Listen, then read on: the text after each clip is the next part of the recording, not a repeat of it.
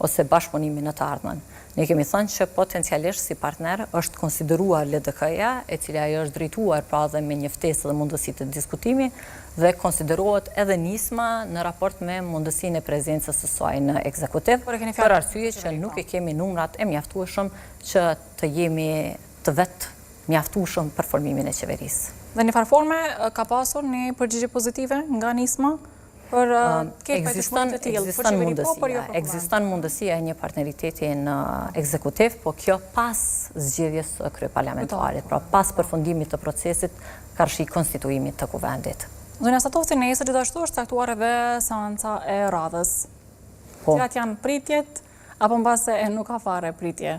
Thash pa një verdikt i cili konfirmohet me vot, nuk është situatë e cila mund të lëvizet prej saj. Pra të jemi të qartë edhe për qytetarët, këtu kemi të bëjmë vetëm me aspektin procedural që të formohet një komision apo jo për votën e fshehtë.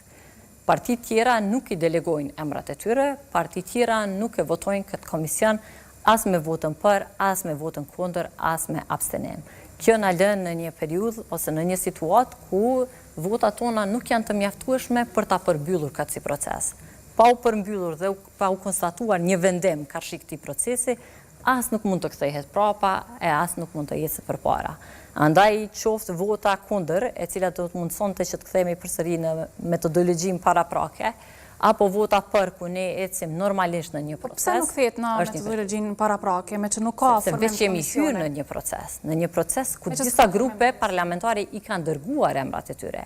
Ne kemi dërguar propozimin tonë, disa grupe pra minoritare kanë dërguar emrat e tyre, andaj kjo një formë ose tjetër pra duhet merr verdikt.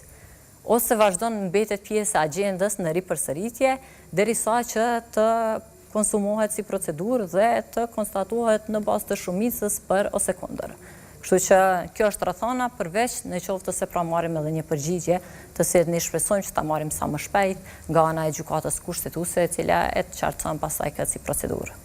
Me që së fundmi po diskutohen sigurisht edhe zgjedhjet lokale, pra ku pritet që dhe presidenti shumë shpejt të caktoj datën zyrtare.